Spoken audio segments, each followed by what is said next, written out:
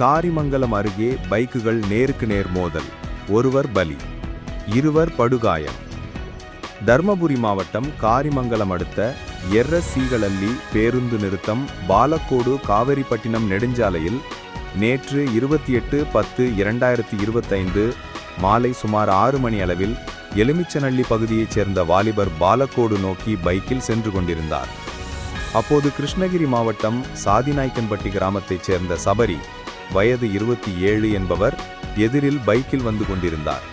பைக்கின் பின்புறம் எல்லம்மாள் என்பவர் அமர்ந்து வந்தார். அப்போது திடீரென எதிர்பாராத விதமாக 2 பைக்குகளும் நேருக்கு நேர் மோதியதில் சபரி சம்பவ இடத்திலேயே உயிரிழந்தார். பைக்கை ஓட்டி வந்த வாலிபர் மற்றும் எல்லம்மாள் ஆகியோருக்கு படுகாயம் ஏற்பட்டது.